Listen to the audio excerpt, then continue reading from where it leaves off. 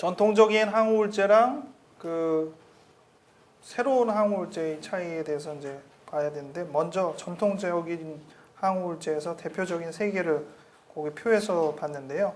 그거를 그림에서 좀 보자면은 이렇게 됩니다. 이게 TCA라고 지금 적혀 있는데, 이게 이제 3환계 상우울제다 이런 뜻이에요. 트라이사이클릭 안티데프레전트. 3환이라는 거는 그거는 이제 화학식 기호에서 그렇게 돼 있다는 뜻이죠. 근데 여기 보니까 뭐 맞네요. 그렇죠? 그 중에 이제 대표적인 효과 부분이 이 두 부분입니다. SRI, NRI. S는 세로토닌, R은 리업테이크. 그러니까 재흡수, 리업테이크. 이니비터는 억제. 재흡수를 억제하면은 물질이 많이 나오잖아요. 그래서 세로토닌의 재흡수를 억제해서 물질을 많이 남기고, 또 밑에 NRI는 노에피네프린, 노르에피네프린을 재흡수를 차단해서 나온 물질을 다시 이제 흡수를 하지 않고 많이 있게 하는 기능을 하는 겁니다. 그런데 부작용으로는 무스카리닉 항콜린성 부작용, 또 알파1에 대한 부작용, 히스타민에 대한 부작용을 갖고 있는 것이 이 TCA 계열 3환계 항우울제의 일반적인 현상이에요. 약을 이렇게 보면은 SRI, 지금 세로토닌이 나왔는데 재흡수가 막혀 있으니까 물질이 많이 있잖아요. 그래서 우울증이 좋아진다. 또 NRI, 노르에피네프린이 분비됐는데 재흡수가 억제되어 있으니까 물질이 많아져서 우울증이 좋아진다. 이렇게 얘기할 수 있는데, 아쉽게도 부작용. 히스타민은 우리가 아까 몇 번 얘기했죠? 체중도 늘리고 졸리기도 하고, 또 항콜린성 부작용. 뭐라 그랬죠? 입마름, 변비, 시야불산명, 그 외에도 졸린 작용, 이런 작용들이 있고요. 알파1, 교감신경을 차단하니까 혈압이 떨어져요. 그리고 어지럽고 졸리고, 특히 이제 그 기립성 저혈압이라는 부작용이 그 항정신병 약에서도 다소 생길 때가 있는데, 이 지금 3환계 항우울제도 생길 수가 있는데, 이런 알파1에 관련된 작용을 하면은 벌떡 일어나면 어지럽습니다. 피가 그만큼 뇌에 빨리 따라오지는 못해요. 그래서 벌떡 일어날 때 핑 돌아요. 이런 경우에는 천천히 일어나서 뇌의 혈류가 그렇게 급작스럽게, 이게 이 중력 차이가 별거 아닌 것 같아도요, 금방 휘청거리거든요. 그래서 이런 부작용이 있을 때는 물론 이런 부작용을 줄이도록 약을 줄이거나 다른 조치를 취하는 게 필요하지만은 일단 당장은 천천히 일어나도록 처방을 하는 게 일반적인 지침입니다. 그 다음 전통적인 약이긴 한데 이런 3환계, 4환계가 아닌 경우가 대표적으로 두 개가 있어요. 거기 적혀 있는 모클로베마이드라는 약이랑 트라조돈이라는 약이 있는데, 이 두 약은 지금도 잘 씁니다. 오로릭스는 부작용이 참 적어요. 동시에 효과도 적어요. 아주 밋밋합니다, 약이. 그래서 처음에는 효과를 보기 위해서는 별 도움이 안 되겠거니라고 잘 안 쓰게 되는데, 생각 외로 저는 또 이제 많이 쓰게 되더라고요. 이게 증상이 아주 두드러지지는 않는데 우울증인 경우가 있거든요. 그럴 땐 또 약이 센 거를 쓰면은 부작용 때문에 너무 힘들어해요. 근데 약을 또 도움을 어느 정도는 좀 필요로 하고, 그럴 때는 이런 아주 부드러운 약이 효과가 좋습니다. 그리고 오로릭스는 이제 워낙 그 우울증 약으로는 약이 약해서 그런지 다른 쪽에 많이 쓰는데, 대표적으로 쓰는 게 사회공포증 때 씁니다. 사회공포증이라는 건 이제 쉽게 얘기하면은 그 위축이 돼서 대인관계 할 때 쭈뼛쭈뼛거리고 제대로 이렇게 자기 표현 못하는 그런 현상이에요.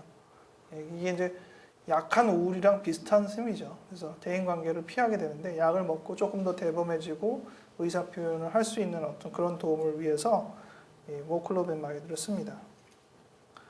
트리티코, 트라조돈이라고 얘기하는 이 약도 그 3환계, 4환계 이런 그 성상은 없지만은 오래전부터 개발돼서 지금껏 잘 사용되는 약이고요. 특히 불면에 잘 씁니다. 이 약은 잠이 잘 안 오는 사람한테 그러니까 우울증이 없어도 수면을 유지하기 위해서 쓰게 되는 불면증의 1차 선택제와 거의 다름없는 그런 약입니다. 수면제는 우리가 앞으로도 나오긴 하는데요. 수면제는 잠을 그냥 억지로 재우는 약이에요. 그러니까 가벼운 마취제라고 보시면 돼요. 그냥 팍 재우는 겁니다. 수면의 질은 좋지 않아요. 그러니까 수면제랑 똑같은 수준으로 우리가 사용하는 게 주로 술이에요. 술 먹고 그냥 뻗어 자는 거죠. 근데 술을 그렇게 해서 개운하게 잤다라고 느낌이 들긴 할지 몰라도 며칠 술만 계속 먹어서 자면은 당연히 리듬이 깨지죠. 왜냐하면 술은 수면의 리듬을 좋게 유지를 못 시키거든요. 억지로 재웠을 뿐이지. 수면제도 비슷해요. 재우는 데만 관여하고 수면제로만 수면을 잡으면은 수면의 질은 별로 좋지 않습니다. 근데 반면 항우울제로 수면을 붙잡을 때는 수면의 질을 향상시켜요. 그래서 결과적으로는 오히려 더 나은 약이라고 되어 있습니다. 근데 이 오로릭스라는 약이 이제 거기 적혀 있는 마오를 억제한다고 되어 있어요. 요게 이제 마오죠, 마오. 신경세포 안에 있어서 물질이 분비되는 것들을 막아주는 겁니다. 근데 이 마오를 막으면은 물질이 많이 생기잖아요. 근데 게다가 물질을 더 많이 만들게 되는 어떤 음식이 들어오면은 이게 노에피네프린이 너무 많아지는 거예요. 그래서 문제가 일으킬 수가 있어요. 이게 이제 타이라민이라는 물질, 여기서 지금 보면은 두 번째 그림에 적혀 있잖아요. 타이라민이라고 적혀 있는데, 타이라민이 주로 어디 있냐면 치즈랑 포도주에 있습니다. 우리나라 음식에는 뭐에 있을 것 같으세요, 그러면? 네, 모든 발효 음식에 대부분이 있습니다. 그렇기 때문에 발효 음식을 먹으면은 여기 있는 이 노에피네프린이 많아져요. 근데 그거를 분해하는 효소를 차단해 버리니까 많아진 걸 해결을 못 하잖아요. 그러면 너무 많아지는 거예요. 그래서 이 마오를 필요할 때만 막아줘야지 계속 막아주면 큰일 나는 거죠. 그래서 지금 여기 적혀 있는 오로릭스라는 이 약은 그 마오 차단제긴 하는데 항상 마오를 막지는 않고 때에 따라서 막기도 하고 안 막기도 하고 이런 변동이 있는 약이에요. 그래서 그런 뭐 음식을 많이 먹으면 상대적으로 이제 마오가 그렇게 막혀지진 않고 이렇게 되는 건데, 과거의 약들은 마오를 아예 막는 약들이 있었어요. 그런 약 쓰면은 금기 약들이, 음식들이 나오는 겁니다. 한약에서도 뭐 돼지고기 먹지 마시고 뭐 이렇게 쭉 부르듯이, 이거 옛날에 이제 개발된 마오 먹던 사람은 포도주 먹지 마시고 치즈 먹지 마시고 뭐 이렇게 이제 몇 가지 이제 불러주는 거예요. 외국 사람은 몇 가지만 빼면 되는데 우리나라 사람은 그렇게 발효 음식 다 빼면은 굶어 죽어야죠. 그러니까 우리나라 사람들은 당연히 이제 이 선택적인 마오 이 부분을 써야죠. 지금 이 부분이 항상 막혀지지는 않고 지금처럼 요거처럼 뭐 발효 음식이 들어와서 너무 많아졌구나 그러면은 또 잠깐 떨어져서 마오가 작용을 하고 이런 좀 자유롭게 유동적인 그런 마오 이 차단제를 쓸 수밖에 없습니다. 그 다음 4번인데요. 새로 개발된 항우울제는 특별히 뭐죠? 뭐의 제흡수요? 세로토닌의 제흡수를 선택적으로 차단하는 약물. 그게 대표적인 약이에요. 세로토닌이 대사라고 얘기 드렸잖아요. 그리고 그 외의 약물 이렇게 나눌 수 있는 거예요. 세로토닌을 억제하는 약을 가리켜서 여기도 적혀 있지만 SSRI라고 적혀 있습니다. 이게 왜 SSRI냐 보면은 세로토닌 처음에 S는 세로토닌, 두 번째 S는 셀렉티브, 선택적이라는 뜻이죠. 셀렉티브. 그 다음에 R은 리업테이크, 재흡수.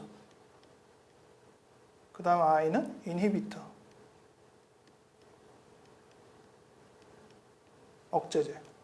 그래서 세로토닌만 선택적으로 재흡수를 억제하는. 아까 보면 SRI죠. SRI라고 아까 적어놨었잖아요. NRI, SRI. 근데 셀렉티브, SRI만 하자라는 약이에요. 그러니까 이 약은 다른 데처럼 여러 가지 건드리지 않고 오로지 하나에 나는 세로토닌만 공격해. 괜히 무스카린이 뭐 이런 거 어줍지 않게 건드리지 않고 나는 오로지 세로토닌만 공격해. 2단계에서 엄마만 치우치는 애랑 똑같아요. 그런 약이에요. 그래서 세로토닌만 재흡수를 막아서 세로토닌이 풍성하게 만드는 약입니다. 근데 이제 세로토닌은 우리 아까도 몇 개 봤지만은 세로토닌 회로가 있어요. 아까 이렇게 빨간 걸로 그렸잖아요. 그 회로를 다시 그리면 이렇게 그려져요. 그래서 세로토닌이 라펜 뉴클레우스에서부터 주로 시작을 하는데 뭐 전두엽에 가는 애도 있고 기저신경절에 가는 애도 있고 히포캄푸스. 히포캄푸스가 무슨 뜻이죠? 해마라는 뜻입니다. 해마. 바다에 사는 이게 해마라는 동물이 있죠.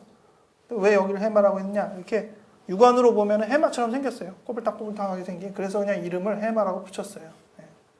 근데 주로 여기가 하는 기능이 기억에 관련돼 있다고 알려져 있습니다. 그래서 어디는 뭐 히포캠푸스 해마 학습법 뭐 이렇게 돼 있는데 괜히 이름 붙인 거죠. 기억 학습법이라는 뜻이죠. 그 외에도 이제 이런 다른 부분에 여러 군데 작용하는데 여러 군데 작용하는 것이 장점도 되고 단점도 되겠죠. 첫 번째, 이 콜텍스 전두엽으로 가는 애들은 요게 좋게 작용할 때는 우울증을 회복하는데 작용을 해요. 그리고 두 번째, 베이잘 갱글리아인데 그 기저신경절로 가는 세로토닌은 좋게 작용할 때는 이 OCD, 강박증을 줄입니다. 손 씻는 강박, 이런 청결 강박 이런 것들을 줄여줘요. 근데 부작용도 생겨요. 아까 얘기한 그 아카사이시아의 안절부절 못하는 양식의 현상들이 약으로 인해서 생길 수 있습니다. 근데 이게 정말 동전의 앞뒤라고 생각이 돼요. 이게 제가 보기에는 부작용이 아니라 효과 면에서 상당히 작용하는 약이 바로 SSRI예요. 조금 이따 다시 말씀드릴게요. 그 다음 세 번째 이제 이거 히포캄푸스에 작용하는 부분은 공황장애 이런 부분을 치료하는데 효과를 보입니다.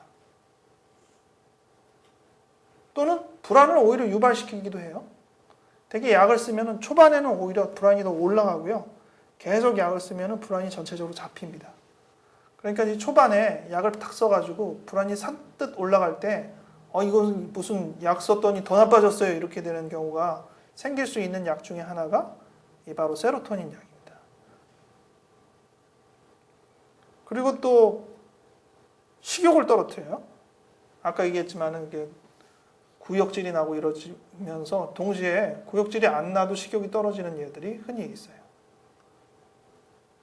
이 사람 지금 구역질도 나고 토하고 정신이 하나도 없는 사람인데 똑같은 부위에 작용해서 한 사람은 식욕을 떨어뜨리기도 하지만 한 사람한테는 이렇게 어렵게 만들기도 한다는 것이죠. 그리고 어떤 사람은 잠을 안 오게 해요. 세로토닌은 활성 물질이기 때문에 높여놓으면 잠을 설칩니다.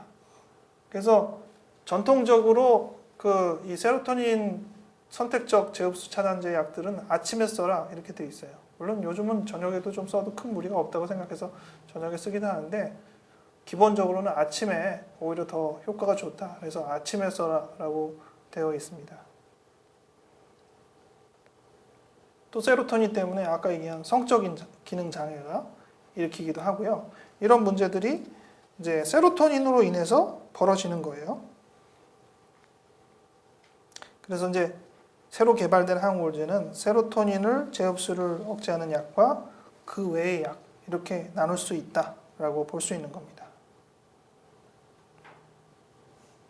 항우울제의 부작용에서 제일 흔한 거는 그런 이제 항콜린성이나 히스타민을 건드리기 때문에 이제 졸리고 또 소화불량 일으키고 이런 수면 내지 위장 관계에 주는 영향들이 좀 비교적 많은 편이에요. 근데 특별히 이 세로토닌이 높을 때는 여러 가지 현상을 일으키는데 심하게 높을 때를 가리켜서 세로토닌 신드롬, 세로토닌 증후군이라는 표현을 씁니다. 그러니까 세로토닌이 많아서 오히려 문제가 되는 경우라는 거죠. 세로토닌이 많으면은 그냥 활성이 되는데 그보다 더 많을 때는 세로토닌 신드롬, 세로토닌 증후군이 생기는데 영어에 적혀 있는 대로 멘탈 스테투스의 변화, 약간 몽롱해지는 거예요. 그리고 에지테이션, 막 초조해지고 가만히 있지 못하고 안절부절 못하고 그다음 트레머, 떨리고 쉬버링, 오한이 나요. 얼추 보면 감기 같습니다. 근데 이제 이 SSRI 약을 쓰다가 이런 현상이 있으면 감기인가라고 하기 전에 혹시 세로토닌이 너무 높아져서 그런 거 아닌가? 이런 현상을 생각해야 돼요. 근데 이거는 동전의 앞뒤예요. 꼭 나쁜 작용으로만 하는 게 아니라 사실 세로토닌이 결국은 사람을 치료하는 효과는 그런 게 아닐까라는 제 개인적인 어떤 경험을 보자면은 결국 사람을 미세하게 흔들어 놓습니다. 지금 설명을 여러분이 이렇게 종합해서 한번 보세요. 교묘하게 사람을 흔들어요. 누가 집에서 널브러져서 계속 누워 있어요. 여러분들은 어떻게 그 사람을 일으킬 겁니까? 소리치어서 주워 패던가 아니면 지금처럼 살금살금 계속 건드려 보세요. 그러면은 이제 알았어 이러면서 이제 뛰어나가죠. 이게 아주 묘한 효과가 있어요. 살금 약이 그걸 줘요. 근데 그게 효과적으로 작용을 하면 이렇게 하면서 괜찮은데? 이런 어떤 부분이 되는데 어떤 사람은 이렇게 건드리면 불안해 죽겠어요 이렇게 돼요. 이게 동전의 앞뒤와 같은 현상이에요. 그래서 이게 효과가 있을 때는 나름 활력이 되는데 효과가 없이 작용할 때는 굉장히 초조해지고 불안해지는 이런 양면성을 갖습니다. 결국은 그거를 이제 용량이랑 강도면으로 조절해서 그 사람한테 적합하게 맞추는 게 문제지 결과적으로 그렇게 약간 흔드는 것 같아요. 제가 정신병리 강의 때도 얘기했지만은 항우울제를 먹어서 좋아졌다라고 할 때 뭐 지금 얘기대로 세로토닌이 올라가고 노에피네프린이 올라가서 좋아졌다라고 의학적으로는 얘기하는데 실제로 내담자한테는 뭐 자기가 세로토닌이 올라가는지 아닌지 모르잖아요. 그러니까 그나마 이제 본인이 어떻게 자학적으로 과연 그렇게 높다는 것들을 어떤 식으로 느끼나를 확인하게 되는데 대표적으로 제가 확인해서 이제 알려드리는 게 잠을 잘 자더라. 그리고 잡생각이 줄더라. 그리고 요거 하나입니다. 뭔가 이렇게 흔들림이 사람을 액티베이션, 활성시키더라. 이런 것들을 통해서 그 사람이 우울한 어떤 상태들을 이렇게 개선하게 되는 기능을 한다라는 것들을 볼 수 있습니다. 9쪽으로 넘어갈게요. 전통적인 기분 안정제. 기분 안정제랑 우울증은 무슨 차이가 있죠? 우울증은 기본적으로 우울한 상태를 회복하는 약이죠. 기분 안정제는 조증을 가라앉히는 약입니다. 매닉 심텀, 들떠있는 상태, 그 상태를 이렇게 가라앉게 하는 약을 가리켜서 기분 안정제, 무드 스테빌라이저라고 써요. 근데 이게 기분이 가라앉아서 우울증에 빠졌다고 해서 그 약을 끊는 게 아니고 우울증에 있어도 이 약을 유지합니다. 그러니까 무조건 들뜬 거를 가라앉게만 하는 건 아니고 중간을 맞춘다는 특성을 갖기 때문에 우울증의 상태에서도 이 약을 계속 씁니다. 물론 아주 심한 우울증일 땐 그 약을 잠시 보류하고 우울증 약만 쓰기도 하고 그렇긴 하는데 기본적으로 이제 기분 안정제는 어느 때나 조울증으로 진단이 되면은 조울증이든 우울증이든 계속 쓰는 걸로 돼 있어요. 대표적인 약은 리튬입니다. 전통적인 기분 안정제는 리튬이에요. 리튬이라는 거는 사실 약이 아니고 광물질입니다. 여러분들이 화학 기호부에서 리튬이라고 나오죠? 바로 그 리튬입니다. 옛날에는 리튬 음료도 있었대요. 먹으면 기분이 좋아질 줄 알고. 근데 별로 성공적이지 않아서 시장에서 들어갔죠. 사람을 아주 기분 좋게 하는 게 있긴 있었어요. 지금도 팔고 있는 코카콜라죠. 그거는 사실은 한 원료가 아니고 어떤 사람이 이제 소화제를 하고 만들어서 거의 그래서 가스알명수랑 맛이 비슷한가? 그렇죠? 만들었는데 소화제로는 안 팔리고 사람들이 청량음료를 많이 마시기 시작했어요. 기분이 다들 좋아져요? 왜 좋아졌죠? 코케인 때문에 좋아졌습니다. 근데 코케인은 나중에 마약으로 판명이 됐잖아요. 그러니까 코케인은 빠졌죠. 주성분이 빠졌어요. 그래도 나머지 성분으로도 멀쩡한 줄 알아서 잘 유지하니까 버텼죠. 그래서 코카콜라입니다. 코카라는 뜻은 코카나무 잎에서 나온 원료를 말하는 거예요. 물론 코카나무에서 나온 원료를 다 마약으로 만드는 건 아니에요. 코카차가 있어요. 그거는 뭐 마약의 원료긴 하지만은 그걸 이렇게 다 달여서 우리가 녹차 마시듯이 마신다고 뿅 가지는 않아요. 근데 확실히 이제 진통 효과 이런 게 탁월합니다. 그래서 고산지대에서는 그런 그 마약 원료가 되는 잎들을 씹으면서 고된 노동을 버티고 그랬죠. 제 그 은사님이 볼리비아에서 선교를 하고 계시는데 볼리비아라는 지역은 굉장히 낙후된 중남미 중에서도 상당히 그 작은 나라 중에 하나인데 버티고 사는 것 중에 대표적인 이유가 마약 생산국이에요. 그 울창한 숲에서 코카잎을 키워가지고 수출을 하는 게 아주 짭짤한 거죠. 근데 그 사람들이 그 코카잎을 처음에는 어떻게 썼느냐? 다 자기네 신에게 바치는 음식으로 썼어요. 그리고 옛날에는 다 그 마약이라는 것들이 신에게 바치는 음식입니다. 그리고 이제 제사장들이 그런 것들을 그 주술을 하면서 그걸 자기가 하고 자기도 환각에 빠지고 그런 상태로 쓰던 물질이었는데 거기 이제 코카잎을 재배하면서도 고된 노동이거든요. 그럴 때 이제 그 코카잎을 이렇게 씹어가면서 그 진액을 이렇게 먹으면은 거의 이제 마약 비슷하게 통증을 상당히 견디고 버티는 그런 힘들이 있어요. 저도 그 볼리비아에 가서 이제 코카차를 마셔봤는데 별로더군요. 좀 원액을 먹어야 되는지 신통치 않았습니다. 네. 어쨌든 그런 게 있다. 네.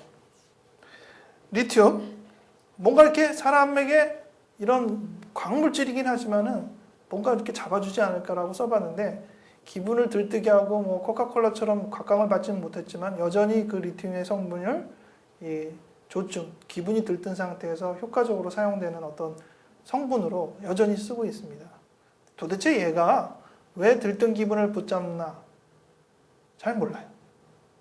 정확한 지식이 아직도 없어요. 나중에 조금 설명은 드리겠지만 정설이 아직은 없습니다. 가장 그냥 쉬운 설명은 세포를 안정시킨다. 이렇게 설명을 합니다.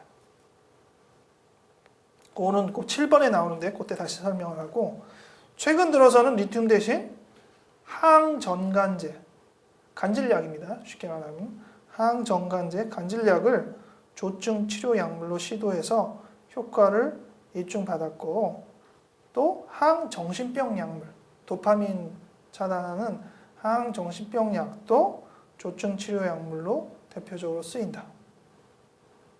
그래서 이런 약들이 들뜬 기분을 안정시키는데 사용되는데 결국 리튬이나 항정간제나 결국 7번에 적혀있는 그런 이유 때문에 쓰는 겁니다. 기분 안정제는 단순히 과격한 행동을 누그러뜨리는 기전이 아니라 양극성 기본장애의 발병 기전으로 설명되는 킨들링 이펙트, 한국말로는 발화 효과라고 번역을 하는데요.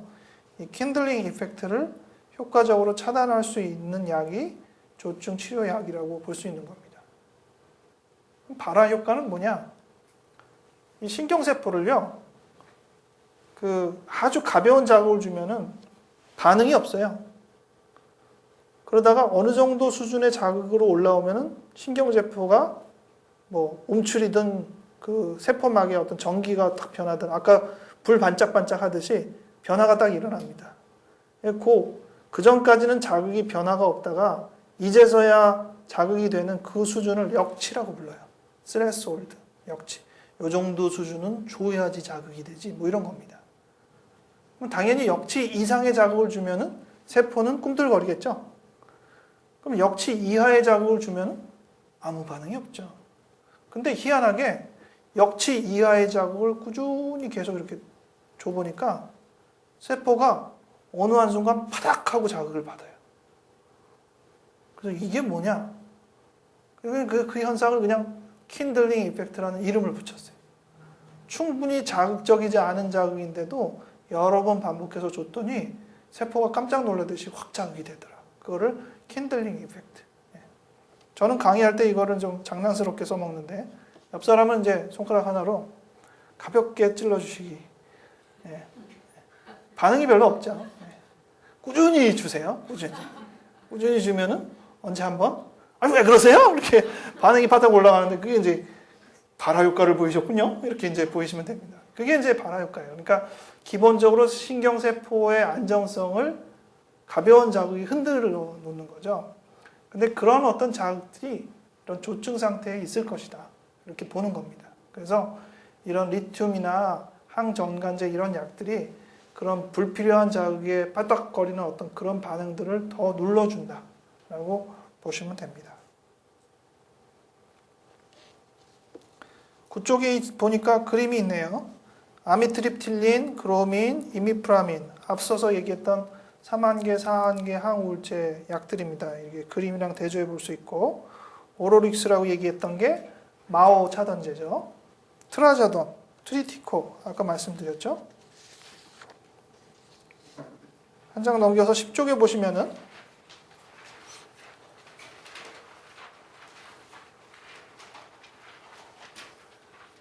SSRI, 선택적 세로토닌 재흡수 차단제인데 4인방입니다. 4종류의 SSRI가 각광을 받아요. 근데 4인방이라고 안 불러요. 3인방이라고 부릅니다. 그럼 누구 하나는 왕따죠? 누가 왕따일까요? 두미록스가 얘가 왕따입니다. 플루복사민. 왜 왕따일까요? 효과가 떨어집니다. 뭐 별 이유가 없어요. 그냥 효과가 떨어져서 왕따예요. 근데 요즘은 다시 각광을 받아요. 일단 얘를 좀 생략하고 나머지만 먼저 설명하면은 프록틴, 플록세틴, 보통 외국 상표로 프로작이라고 알려져 있는 SSRI를 탄생시킨 아주 대표적인 약이고 아직까지도 항우울제 처방에서 가장 많이 사용되는 약이라고 할 수 있는 그런 약입니다.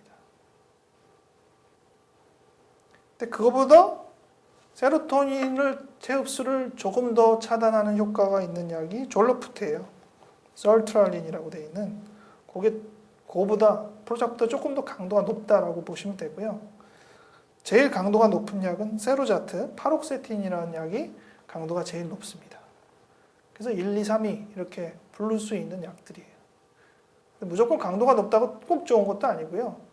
이 저강도, 고강도처럼 세로토닌도 그렇게 보시면 돼요. 세로토닌의 고강도냐 저강도냐. 사실 약의 용량으로 보면은 그렇게 딱 따질 부분은 아니에요. 근데 하나로 비교해 볼 때 그런 특성이 있어요.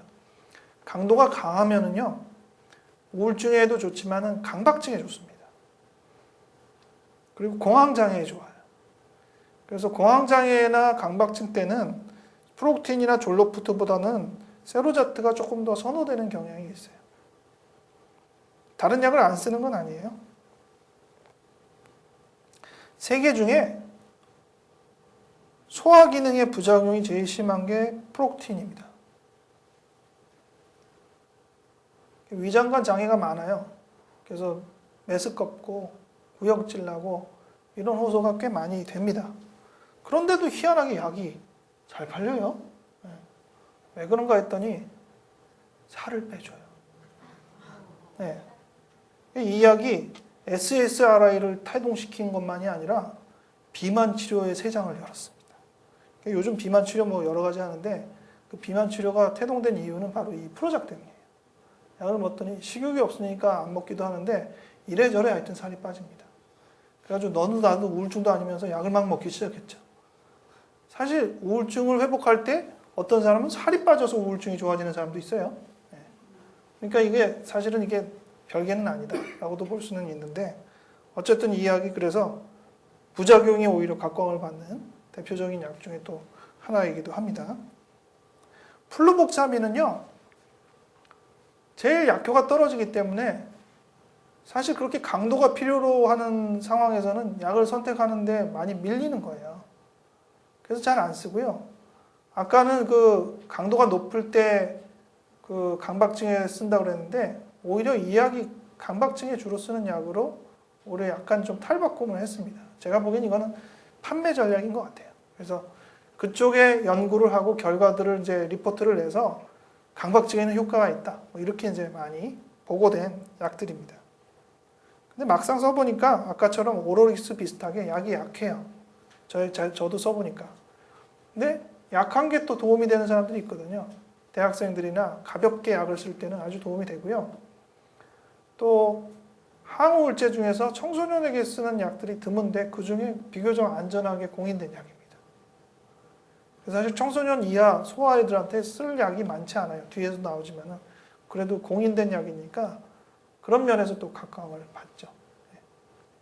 그리고 다른 약이랑 좀 다르게 다른 약은 뭐 흔히 얘기해서 몸무게가 2배면은 약을 2알 써야 되고 뭐 이런 게 있는데 이 약은 체중과 큰 상관없이 무조건 하나만 쓰면은 그 용량을 자기가 맞춘다. 뭐 이런 어떤 특성이 다소 있는 묘한 특성의 약이에요. 그래서 그런 면으로도 각광을 받는데 저는 그 느낌은 별로 그렇게 경험해 보지는 못했던 것 같아요. 자, 이런 것들이 이제 SSRI 계열이고요. 그 외에도 이제 많습니다. 대표적인 게 그 2개예요. 밑에 있는 이제 레메로이라는 약이랑 이펙사라는 약인데 이거는 제가 그림을 보면서 좀 참고를 해야 될 것 같아요.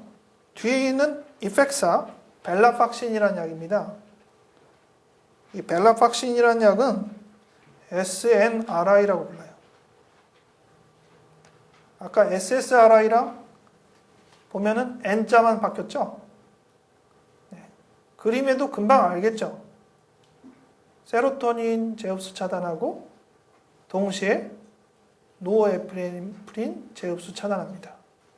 이거는 전통적인 약도 그렇다고 그러지 않았었어요? 그랬죠? 근데 전통적인 약과 차이는 전통적인 약들은 TCA 같은 경우에는 다른 부작용이 많았죠. 이 다른 부작용이 별로 없어요. 그리고 희한하게 도파민도 건드립니다. 여기 조그맣게 나온 애가 도파민 리업테이크 이니비터, 즉 도파민을 올려요. 예. 도파민을 너무 높이 올리면 정신병적이 될 수는 있겠지만 가볍게 올리면 활성물질이 될 수 있잖아요. 그런 기능을 해요. 그래서 세로토닌과 노에피네프린에 선택적으로 옛날에 그 전통적인 약은 그걸 건드리긴 하지만 그 밖에도 워낙 여러 가지를 건드렸다라고 했는데 이 약은 두 부분에 아주 선택적으로 웬만하면 다른 데를 잘 안 건드리는 약으로 개발된 약입니다. 그렇게 딱 개발해 놓고 보니까요. 특이한 일이 벌어졌어요. 다른 약은 대개 약효가 나타나기까지 한 2주가 걸리는데 이 약은 일주일 이내에 효과를 보인다라고 연구 결과가 나왔습니다. 그래서 야, 약효를 단축시킬 수 있어. 이렇게 이제 보는 면에서 인기를 끌고 선전을 많이 했죠. 사용해 보면은 단축하는 사람도 물론 있지만은 다 그렇지는 않은 것 같아요. 확실히 다른 사람 같은 경우에 좀 반응이 느릴 법한 사람인데 이 약으로 빨리 반응을 오는 사람들이 분명히 있긴 있어요. 근데 다 그렇지는 않은 것 같아요. 이 약은 이제 공황장애에서도 허가를 받아서 공황장애 같은 병에도 쓰고 그렇게 안내를 해주고 있습니다. 이거 레메로는 아니고요. 네파조돈이라는 과거 약인데 이 약은 발음이 아까 본 발음 중에 좀 비슷한 발음 뭐 있지 않았어요? 트라조돈. 트라조돈 아까 있었죠? 전통적인 약 중인데 전통적인 약이면서 3한계, 4한계가 아닌 대표적인 두 개 약. 모클로베마이드랑 트라조돈 2개 얘기했잖아요. 잠 잘 자게 하는 약. 그거랑 거의 기능이 비슷합니다. 그래서 이름도 비슷해요. 트라조돈, 네파조돈. 그래서 새로운 트라조돈이라고 볼 수 있죠. 트라조돈이랑 공격하는 부위도 거의 비슷해요. 세로토닌 제흡수 차단, 트라조돈 똑같습니다. 그리고 세로토닌 2를 억압하는 거 똑같습니다. 알파에 작용하는 거 똑같아요. 이것만 달라요. 노에프네프린도 제흡수를 차단해서 올리는데 그래서 N이라고 썼는지 트라조돈은 이게 없어요. 그래서 트라조돈보다 노에프네프린까지 올려주니까 이 얼마나 좋은가 하고 개발된 약입니다. 네, 퇴출됐습니다. 네. 선전도 많이 하고 시중에 판매까지 할 정도로 사실은 판매까지 하려면은 굉장한 많은 단계를 거치거든요. 근데 시중에 나왔는데 부작용이 발견돼 가지고요. 퇴출됐어요. 네. 그렇기도 쉽지 않은데 참, 어떻게 판매까지 했는데도 퇴출되는 약이 있구나. 네. 약도 인생의 고락을 겪는구나 그런 생각을 했습니다. 네. 나름대로 바꿔보겠다고 트레저돈이 탈바꿈을 했는데 여전히 구간이 명간인 거예요. 네. 무조건 바꾸는 게 좋은 건 아닌가 봐요. 네. 그 다음 나사. 네. 무슨 항공우주국이 아니고 이게 레메론입니다. 아까 요 멀타자핀이라는 약은 나사라고 적혀 있어요. 이 약은 세로토닌 2, 3을 억제합니다. 아까 1, 2, 3 우리가 공부한 거 다시 좀 복습하는 시간 가질 거예요. 그리고 아드레너직에서 알파2를 막습니다. 알파2는 원래 그 억제 효과를 보이는 부분인데 이게 아주 독특해요. 그리고 히스타민 부작용이 있어요. 세로토닌 우리 이거 아까 본 그림이에요. 기억나세요? 세로토닌은 1과 2와 3이 있다. 세로토닌 1이 많으면 우울증도 고치고 또 불안도 줄이고, 근데 세로토닌 2가 많으면 불안해지고 잠도 설치고 성적인 기능도 떨어지고, 세로토닌 3이 많으면 소화기능 장애도 생기고 또 오심 생기고 안 좋죠. 그러면 가장 효과적인 치료라면은 세로토닌 1은 많고 2, 3은 오히려 차단되는 게 좋겠죠. 그게 진정한 효과인데 방금 얘기한 나사, 이 멀타자핀은 2, 3을 차단시켜요. 2를 높이는 데는 별 작용을 안 해요. 그냥 2, 3만 차단해요. 그러니까 상대적으로 1이 높은 것처럼 보이게 된 거죠. 그래서 나름 부작용 없이 약효가 있는 것처럼 약이 됐습니다. 여기 이제 그 그림이에요. 이게 2, 3을 이제 차단했기 때문에 이 약이 그 아까 얘기한 부작용들이 다 이제는 없어지고 오히려 이제 약효는 계속 발휘가 되는 거죠. 근데 재미있는 거는 알파2예요. 알파2가 결과적으로는요, 그 옆에 있는 세로토닌 신경세포랑 얘도 뭔가 사촌지간이 있는 거예요. 아까 그 콜린이랑 도파민이 사촌지간이 있듯이 알파2랑 세로토닌이 사촌지간이 있어요. 그래서 결과적으로 알파2가 차단되는 것은 세로토닌을 높입니다. 설명은 나중에 뭐 기회 되면 복잡하게 들어도 되지만 이 정도면 되겠죠? 그래서 세로토닌을 높인다. 그래서 이 약은 세로토닌도 높이는데 부작용이 되는 세로토닌 2, 3를 막으니까 좋다. 이렇게 이제 돼 있는 약이에요. 레메론 제가 써보기에도 참 좋은 약이에요. 근데 부작용이 있어요. 무지 졸립니다. 네. 그것도 또 이제 효과적으로 쓰죠. 잠 안 오는 사람한테 쓰다 잘 안 나오면은 레메론을 써요. 네. 아까 트라조돈으로도 잘 안 자면은 레메론을 씁니다. 레메론을 써도 잘 안 자면은 항정신병약을 쓰죠. 항정신병약으로도 안 자면 해줄 게 없어요. 네. 제가 할 수 있는 그 1차, 2차, 3차 방어선인데 거기까지 넘었는데도 뭐 안 나오면은 그때는 이제 계속 말로 구슬려야죠. 네. 잘 잘 수 있는 어떤 그 위험 요소들을 제거하고 마음의 부담을 줄이고 약으로는 해줄 게 다 했으니까. 그 다음에 이제 리튬 아까 나왔는데 뒷장에 보면 리튬 이 멀타자핀은 또 히스타민을 건드리기 때문에 아까 얘기한 부작용들 그대로 나오고요. 요 약은 제가 샘플을 그 책에다 넣어주지 못했는데 NDRI라는 약이 있어요. 웰부트린이라는 약입니다. 써드려야 되겠구나. 웰부트린. 그 성분명으로는요, 부프로피온이라고 되어 있어요.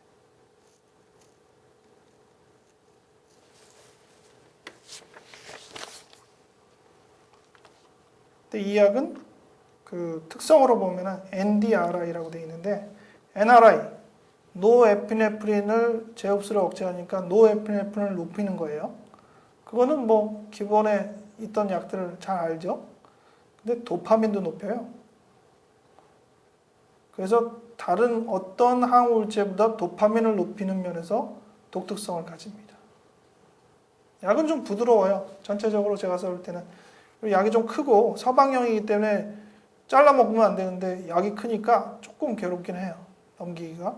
근데 순한 면에서는 좋고 선전하기로는 도파민을 높이기 때문에 다른 약들보다 훨씬 액티베이션이 강하다라고 선전을 합니다.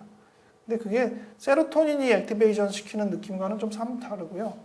세로토닌 때문에 액티베이션 되는 그런 SSRI 계열에 비해서는 그렇게 또 반짝하는 느낌은 제가 경험하기는 없는 것 같아요. 오히려 세로토닌이 더 그런 효과는 더 강한 것 같아요. 그 다음에 이게 리튬입니다. 아까 리튬 봤는데 잘 몰라요. 아까 얘기한 대로 잘 몰라요. 그냥 신경세포를 안정시킨다. 세포막의 어떤 그 자극을 변동을 좀 줄이는 어떤 항목을 한다. 이게 하나의 이온이니까 광물질이니까 다른 어떤 이온 물질이랑 똑같이 어떻게 작용을 해서 세포막의 자극을 줄인다라고 하기도 하는데 그 다음으로 설명되는 게 2차 정보 전달자, 세컨드 메신저에 작용한다. 이런 설명입니다. 그래서 뭐 여기 그림에 보면은 이게 G라고 써 있는 게 G 프로테인이라는 그런 단백질이에요. 그런 물질에 관여를 하든지 아니면 효소에 관여를 하든지 이렇게 해서 작용을 한다라는 학설이 있는데 정설은 없어요. 리튬은 아직도 참 묘한, 오래전부터 사용되어 왔지만은 어떻게 해서 사람을 안정시키는지 여전히 좀 미지수가 많은 그런 약이라고 볼 수 있습니다. 그리고 기본 안정제에 데파코트라고 되어 있죠. 그리고 카르마인 CR이라고 되어 있죠. 이 약은 모두가 다 간질약입니다. 항정간제예요. 그러니까 아까 얘기한 대로 신경과에서 쓰던 약인데 정신과에서 차용해 온 겁니다. 그렇게 한 이유는 발화 효과에 도움이 될 테니까. 원래 간질이라는 것도 뇌에서 그 슬로우 웨이브, 이렇게 보통의 파형보다는 굉장히 느리게 움직이는 그런 간질 파형이 나오는 거거든요. 그래서 그 파형을 없애기 위해서 약을 쓰는 거니까 결국은 이제 그 조증 상태도 과도한 어떤 그런 변화가 문제니까 같은 약으로도 해결이 될 것이다라고 보고 같은 약을 쓰는 겁니다. 그리고 또 간질약은 되게 이제 오랫동안 쓰잖아요. 그러니까 장기적으로 사용해서 비교적 안정성이 입증된 약들이기 때문에 정신과에서 다른 약들을 개발하기보다는 훨씬 더 쉽게 차용할 수 있는 면에서 도움이 됐었죠. 근데 이제 사람들이 생각하기로는 아니 간질도 없는데 무슨 약을 쓰나 이런 어떤 부담을 물론 완전히 지울 수는 없는 그런 계열의 약들입니다.